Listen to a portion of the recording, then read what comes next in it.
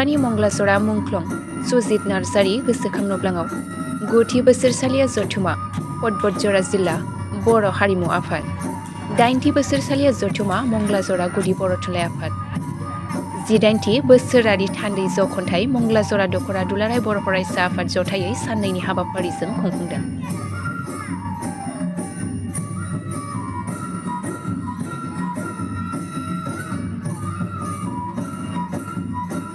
हाबाफारि बायदियै फुंबिलि समनि 8 रिंगायाव गावबागावनि नेमखान्थियै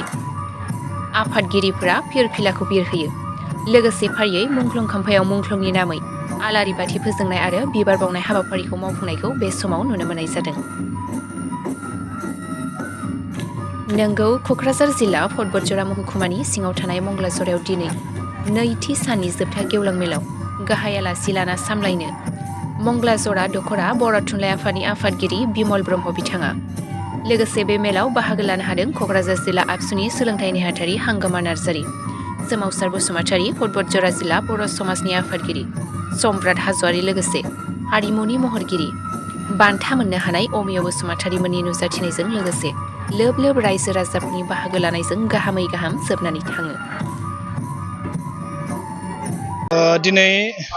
मंगलाजरा दख'रा दुलाराय बर' फरायसा आफाद आरो पटबजरा जिल्ला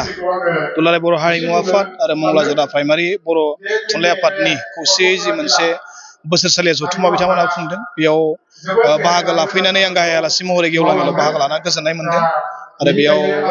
रायजो राजाफोरखौ जों बेखायनो खावलायगोन बे मेलनि गेजेरजों बा एसेबाबो जोंनि गेजेराव सोलायनाया फैयो समाजाव सोलोंथाइनि फारसे समाजारि बिथिं हारिमुवारि बिथिं आरो जोंनि राव थुनलाइ फोथांना लाखिनायाव बयबो बेयाव हेफाजाब होयो आरो जों दुलाराय बर' फरायसाफोरनो बेखायनो रायजो राजाखौ बेखायनो खावलायदों दि जोंनि दख'रा आफादफोरनि मोनफ्रोमबो हाबाफारियाव दिनै जेरैबायदि हेफाजाब होदों बिदि बिथांमोना उननि समफ्रावबो हेफाजाब होगोन आरो जोंनि जिल्लानि दख'रानि दैदेनगिरिफ्राबो होमबाना समाजनि थाखाय मावनो थाखाय गोसोआ मोनसे गुदुं मोनसे थासारि बे जाफैगोन। आजिखालि बेथ' गोबां मोनसे ट्रेन्ड जानानै फैबाय दुलाराय बर' फरायसा आफादा बेनि थाखाय सिगांनिफ्रायनो जोङो खोथा होबाय थादों आरो बियो नोंगौ समाजाव बे नोरजिया खालामो समाजखौ नोंगौ बेयाव सेंग्रा सिख्लाफोर बा लाइमोनफोर जोंनि मानसिफ्रा रंजानो बिराद मोजां मोनो नाथाय बिनि खहाखौ दायो बुजिया बेयो लासै लासैसो जोंनाव बे गोहोमा खोख्लैयो आरो दुलाराय बर' फरायसा आफादा बेखायनो बड'फा गोजोरथियारि मावसोलायनाय मावथांखि लानानै जों गामि गामि बिदि सांग्रांथि मेलखौ जों गोबां लाबोदों नाथाय गोबां समावनो दुखुनांथाव बाथ्रा जोंनि मालाबा अफिसखौ गाग्लोबनाय जोंनि दैदेनगिरिफोरखौ सिगिनाय बिदि थादों नाथाय जों बेयो जोंनि पार्सनेल बेनिफिटनि थाखाय नङा बे नंगौ जोंनि बिदि बुंनाया सोरनिबा मानसिनि थाखा फैसा खामायनायखौ बियो हेंथा होनाय जायो नंगौ बियो सोरनिबा माने कमिटिनि फैसा खामायनायखौ हेंथा होनाय जायो आरो बेजों माने हारिया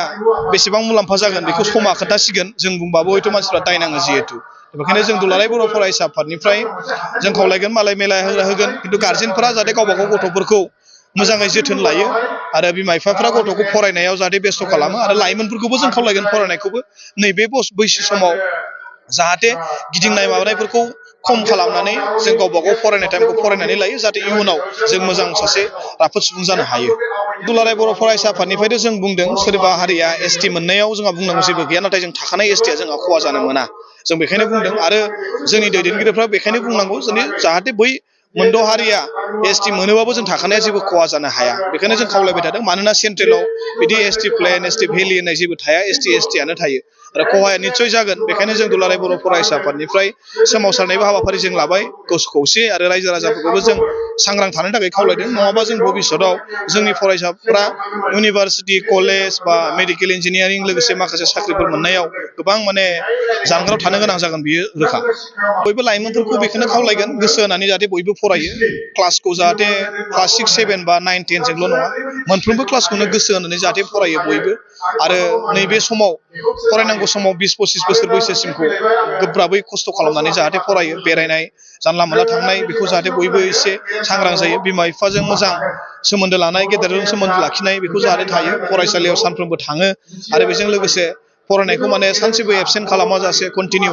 जाहाथे एसेबाबो फरायनाय हुदाखौ जाहाथे लांबाय थायो।